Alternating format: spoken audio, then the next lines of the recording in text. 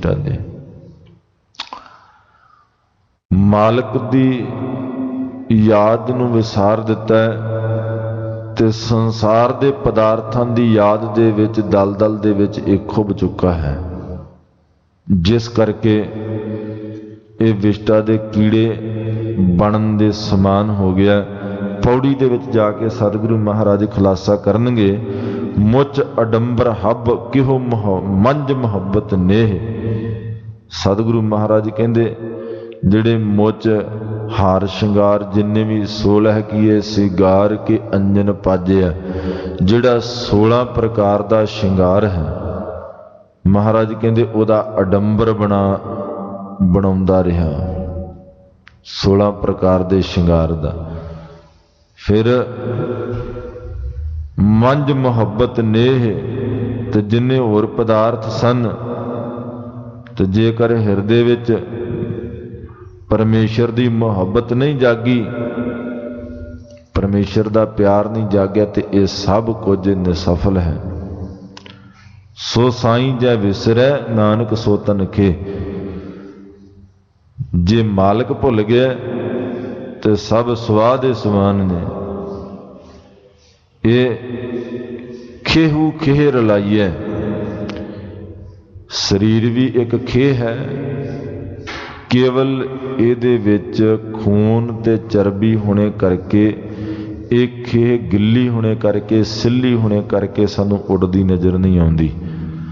पर जदों ਇਹਦੇ अंदरों परम जोत निकल गई, उस वक्त इसनू अग दियां लकड़ां दे विच बाल करके ते सुआह कर देना। फिर एक खेह उड़ करके आकाश दे विच मिल जाएगी। फिर एक खेह उड़ उड़ के अंगां नूं लग जाएगी ते दूजियां दे शरीरां नूं भी मैला कर देवेगी। खेह हुई तो कया भया जाओ उड़ लग गए अंग। भगत कबीर साहब जी कहते जे खेह भी हो गई तो तां की होया। सतगुरु पातशाह महाराज कहते जे मालक भुल जावे, परमेश्वर विसर जावे, याद ना आवे, तो यह शरीर खेह दे समान है। तो इहदा खुलासा सतगुरु महाराज पौड़ी दे विच करदे ने, कहंदे सुंदर सेज अनेक सुख रस भोगण पूरे। सुंदर सेज अनेक सुख, जो अज दा पावन उपदेश है ना, बसंत स्वर्ग लोक है जितते पृथ्वी नव खंडन है। सुंदर सेज अनेक सुख, 9 खंडां दी धरती नूं जित के ते स्वर्ग वर्गे सुखां दे विच रहिंदा होवे, उस लोक दे विच रहिंदा होवे। ते कहंदे ओहदे लोक दे विच सुख किहो जिहे होण, सुंदर सेजा होवे ते अनेकां प्रकार दे सुख भोगदा होवे। गृह सोयन चंदन सुगंध लाए मोती हीरे। सोने दा घर होवे, गृह सोयन ते चंदन सुगंध, घर दे विचों चंदन दियां सुगंधियां आउंदियां होण, इन्नी खुशबू आउंदी होवे। लाए मोती हीरे, कंधां दे नाल हीरियां लालां दी जड़तकारी कीती होवे, इन्ना सोहना घर होवे। मन इच्छे सुख माणदा किछ नाहीं विसूरे। ते इहो जे सोहणे घर दे विच सोहणी सेजा ते बैठा होवे, सेज दे उपर बैठ करके मन इच्छत सुख माणदा होवे। सतगुरु महाराज कहंदे फिर किसी प्रकार का उस सेजा दे उपर झोरा रहे ही ना। इहो जे सुख सेज ते बैठ के भोगे होण। सेज सोहनी चंदन चोआ, नरक घोर का द्वारा। सतगुरु महाराज कहंदे ਜਿਹੜੀਆਂ ਇਹੋ ਜਿਹੀਆਂ ਸੇਜਾਂ ਸੁਖ ਦੇਣ ਵਾਲੀਆਂ ਹੁੰਦੀਆਂ ਨੇ, ਚੰਦਨ ਦੀਆਂ ਸੁਗੰਧੀਆਂ ਖੁਸ਼ਬੂਦਾਰ ਹੁੰਦੀਆਂ ਨੇ, ਇਹ ਨਰਕ ਘੋਰ ਦਾ ਦਰਵਾਜ਼ਾ ਹੀ ਹੈ। ਕਿਉਂਕਿ ਇਹੋ ਜਿਹੇ ਸੁੱਖਾਂ ਦੇ ਵਿੱਚ ਪਰਮੇਸ਼ਰ ਕਦੇ ਯਾਦ ਨਹੀਂ ਆਉਂਦਾ ਜੀਵ ਨੂੰ। ਸੁੱਖ ਦੇ ਵਿੱਚ ਕੋਈ ਵੀ ਪਰਮੇਸ਼ਰ ਨੂੰ ਯਾਦ ਨਹੀਂ ਕਰਦਾ, ਭੁੱਲ ਕੇ ਬੈਠ ਜਾਂਦਾ ਹੈ।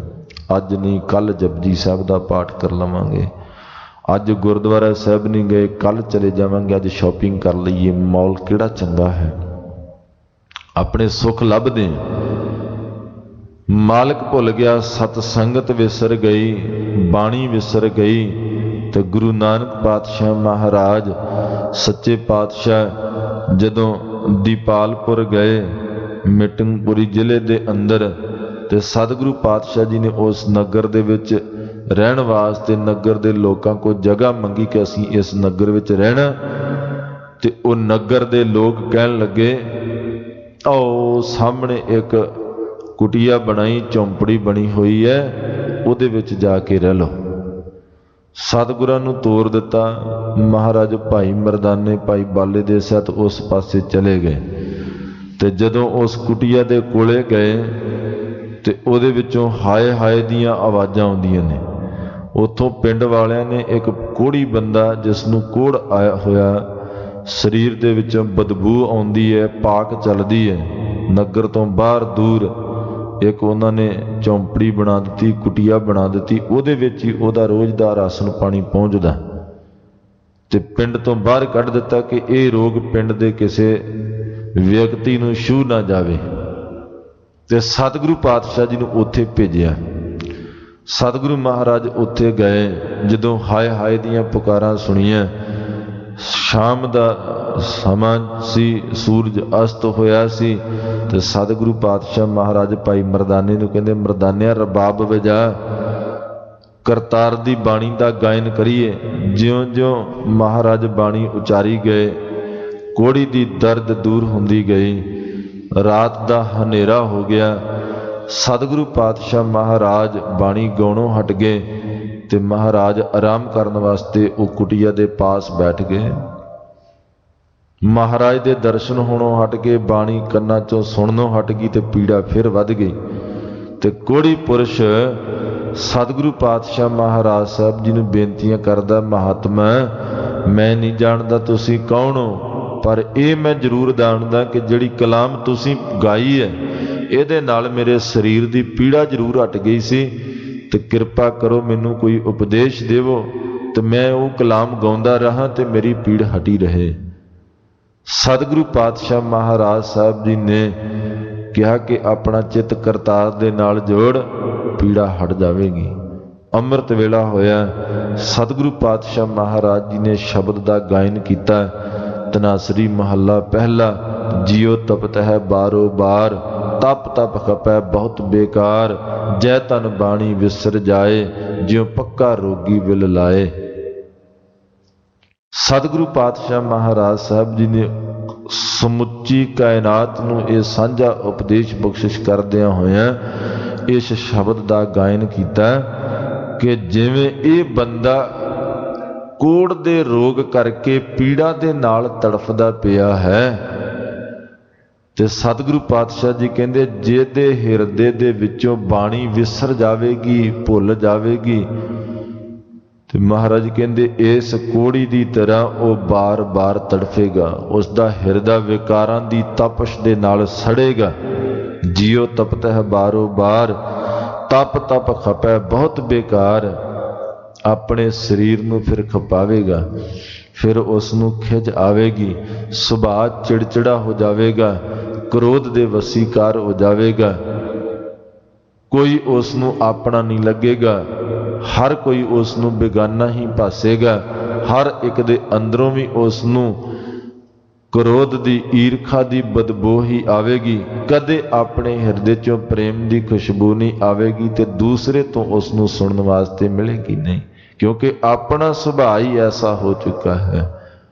ਸਤਿਗੁਰੂ ਪਾਤਸ਼ਾਹ ਮਹਾਰਾਜ ਕਹਿੰਦੇ ਜਿਹੜਾ ਵਿਅਕਤੀ ਪਰਮੇਸ਼ਰ ਦੀ ਬਾਣੀ ਤੋਂ ਦੂਰ ਹੋ ਜਾਵੇਗਾ ਉਹਦੀ ਹਾਲਤ ਇਸ ਕੋਹੜੀ ਪੁਰਸ਼ ਵਰਗੀ ਹੋਵੇਗੀ। ਸਤਿਗੁਰੂ ਪਾਤਸ਼ਾਹ ਜੀ ਨੇ ਉਹ ਸ਼ਬਦ ਉਚਾਰਨ ਕਰਕੇ ਤੇ ਕੋਹੜੀ ਦਾ ਕੋਹੜ ਦੂਰ ਕਰ ਦਿੱਤਾ। ਸਰੀਰ ਤੰਦਰੁਸਤ ਹੋ ਗਿਆ। ਜਦੋਂ ਐ 9/9 ਸਾਰਾ ਕੋਹੜ ਝੜ ਗਿਆ, ਸਤਿਗੁਰੂ ਜੀ ਦੇ ਚਰਨਾਂ ਤੇ ਢਹਿ ਪਿਆ। ਸੂਰਜ ਦੀ ਪੌ ਫੁੱਟੀ। ਸਤਿਗੁਰੂ ਪਾਤਸ਼ਾਹ ਮਹਾਰਾਜ ਕਹਿੰਦੇ ਜਾ ਪ੍ਰੇਮੀਆ, ਹੁਣ ਇਸ ਕੁਟੀਆ ਵਿੱਚ ਨਾ ਰਹੀ, ਨਗਰ ਵਿੱਚ ਜਾ ਕਰਕੇ ਤੇ ਕਲਯੁਗੀ ਜੀਵਾਂ ਦਾ ਭਲਾ ਕਰ, ਪਰਉਪਕਾਰ ਕਰੀ। ਉਪਦੇਸ਼ ਦੇ ਕੇ ਮਹਾਰਾਜ ਨੇ ਨਗਰ ਨੂੰ ਤੋਰ ਦਿੱਤਾ ਤੇ ਆਪ ਮਹਾਰਾਜ ਉਸ ਤੋਂ ਅੱਗੇ ਰਵਾਨਾ ਹੋ ਗਏ। ਪਿੰਡ ਵਾਲਿਆਂ ਨੂੰ ਪਤਾ ਲੱਗਾ ਇਹ ਬੰਦਾ ਤੇ ਤੰਦਰੁਸਤ ਹੈ, ਇਸ ਨੂੰ ਤਾਂ ਕੱਲ ਕੋੜ ਸੀ, ਅੱਜ ਬਿਲਕੁਲ ਠੀਕ ਹੈ। ਪੁੱਛਿਆ ਤੇਰਾ ਕੋੜ ਠੀਕ ਕਿਹਨੇ ਕੀਤਾ? ਦੱਸਿਆ ਇੱਕ ਮਹਾਤਮਾ ਰਾਤੀ 3 ਜਣੇ ਆਏ ਸਨ, ਉਹਨਾਂ ਦੇ ਵਿੱਚ ਇੱਕ ਮੁਖੀਆ ਸੀ, ਉਹਨਾਂ ਨੇ ਇੱਕ ਕਲਾਮ ਗਾਈ, ਉਹਦੇ ਗਾਉਣੇ ਕਰਕੇ ਮੇਰੀ ਪੀੜਾ ਹਟ ਗਈ ਤੇ ਮੈਂ ਉਹਨਾਂ ਤੋਂ ਉਪਦੇਸ਼ ਦੀ ਮੰਗ ਕੀਤੀ ਤੇ ਉਹਨਾਂ ਨੇ ਇੱਕ ਸ਼ਬਦ ਮੈਨੂੰ ਦਿੱਤਾ। ਜਦੋਂ ਪਿੰਡ ਵਾਲਿਆਂ ਨੂੰ ਸ਼ਬਦ ਸੁਣਾਇਆ, ਪਿੰਡ ਵਾਲੇ ਹੈਰਾਨ ਰਹਿ ਗਏ ਕਿ ਰਾਤ ਅਸੀਂ ਉਹਨਾਂ ਨੂੰ ਆਪਣੇ ਪਿੰਡ ਦੇ ਵਿੱਚ, ਨਗਰ ਦੇ ਵਿੱਚ ਰਹਿਣ ਵਾਸਤੇ ਜਗ੍ਹਾ ਨਾ ਦਿੱਤੀ ਸੀ, ਉਹ ਤਾਂ ਕੋਈ ਰੱਬੀ ਫਕੀਰ ਸੀ। ਸਤਿਗੁਰੂ ਪਾਤਸ਼ਾਹ ਮਹਾਰਾਜ ਕਲਯੁਗੀ ਜੀਵਾਂ ਦੀ ਕਲਿਆਣ ਕਰਦੇ ਨੇ। ਇਵੇਂ ਉਪਦੇਸ਼ ਦੇ ਕਰਕੇ ਅੱਗੇ ਚਲੇ ਗਏ। ਧੰਨ ਗੁਰੂ ਅਰਜਨ ਦੇਵ ਸੱਚੇ ਪਾਤਸ਼ਾਹ ਮਹਾਰਾਜ ਇਸ ਸ਼ਲੋਕ ਦੇ ਵਿੱਚ ਉਪਦੇਸ਼ ਦਿੰਦੇ ਨੇ, ਬਸੰਤ ਸਵਰਗ ਲੋਕ ਹੈ, ਜਿਤ ਤੇ ਪ੍ਰਿਥਵੀ ਨਵ ਖੰਡਨ ਹੈ, ਬਿਸਰੰਤ ਹਰ ਗੋਪਾਲ ਹੈ, ਨਾਨਕ ਤੇ ਪ੍ਰਾਣੀ ਉਦਿਆਨ ਭ੍ਰਮਣ ਹੈ। ਜਿਸ ਵਿਅਕਤੀ ਨੂੰ ਮਾਲਕ ਭੁੱਲ ਜਾਵੇ, ਪਰਮੇਸ਼ਰ ਭੁੱਲ ਜਾਵੇ, ਸਤਿਗੁਰੂ ਪਾਤਸ਼ਾਹ ਮਹਾਰਾਜ ਕਹਿੰਦੇ ਫਿਰ ਉਹ ਬੰਦਾ ਸਮਝ ਲਓ ਉਜਾੜ ਦੇ ਵਿੱਚ ਹੀ ਵਸਦਾ ਹੈ। ਚਾਹੇ ਉਹ 9 ਖੰਡਾਂ ਦੀ ਧਰਤੀ ਨੂੰ ਜਿੱਤ ਕਰਕੇ ਤੇ ਸਵਰਗ ਵਰਗੇ ਸੁੱਖਾਂ ਦੇ ਲੋਕਾਂ ਵਿੱਚ ਰਹਿੰਦਾ ਹੋਵੇ, ਇੰਜ ਕਹਿ ਲਓ ਚੰਡੀਗੜ੍ਹ ਵਰਗੇ ਸ਼ਹਿਰ ਵਿੱਚ ਰਹਿੰਦਾ ਹੋਵੇ, ਕੈਨੇਡਾ ਵਰਗੇ ਸ਼ਹਿਰ ਵਿੱਚ ਰਹਿੰਦਾ ਹੋਵੇ, ਤੇ ਜੇ ਰੱਬ ਹੀ ਯਾਦ ਨਾ ਹੋਵੇ ਤੇ ਫਿਰ ਉਹਨੂੰ ਇਹੋ ਜਿਹੇ ਸੁੱਖ ਵੀ ਕੀ ਕਰਨਗੇ। ਸਤਿਗੁਰੂ ਜੀ ਕਹਿੰਦੇ, ਸੁੰਦਰ ਸੇਜ ਅਨੇਕ ਸੁਖ ਰਸ ਭੋਗਣ ਪੂਰੇ, ਗ੍ਰਹਿ ਸੋਇਨ ਚੰਦਨ ਸੁਗੰਧ ਲਾਏ ਮੋਤੀ ਹੀਰੇ, ਮਨ ਇੱਛੇ ਸੁਖ ਮਾਣਦਾ ਕਿਛ ਨਾਹੀ ਵਿਸੂਰੇ, ਸੋ ਪ੍ਰਭ ਚਿਤ ਨ ਆਵਈ ਬਿਸ਼ਟਾ ਕੇ ਕੀਰੇ। ਜੇ ਰੱਬ ਚੇਤੇ ਨਹੀਂ, ਮਾਲਕ ਚੇਤੇ ਨਹੀਂ, ਤੇ ਫਿਰ ਉਹ ਵਿਸ਼ਟਾ ਦਾ ਕੀੜਾ ਹੈ। ਬਿਨ ਹਰ ਨਾਮ ਨਾ ਸ਼ਾਂਤ ਹੋਏ, ਕਿਤ ਬਿਦ ਮਨ ਧੀਰੇ। ਬਿਨਾਂ ਪਰਮੇਸ਼ਰ ਦੇ ਨਾਮ ਤੋਂ ਮਨ ਨੂੰ ਸ਼ਾਂਤੀ ਨਹੀਂ ਆਉਂਦੀ, ਮਨ ਟਿਕਾਓ ਵਿੱਚ ਨਹੀਂ ਆਉਂਦਾ। ਤੇ ਸਤਿਗੁਰੂ ਪਾਤਸ਼ਾਹ ਮਹਾਰਾਜ ਕਹਿੰਦੇ ਫਿਰ ਉਹ ਕਿਹੜੀ ਤਰੀਕੇ ਦੇ ਨਾਲ, ਕਿਹੜੀ ਵਿਧੀ ਦੇ ਨਾਲ ਮਨ ਨੂੰ ਧੀਰਜ ਦੇ ਸਕਦਾ ਹੈ? ਕੋਈ ਥੰਮ ਹੈ ਹੀ ਨਹੀਂ।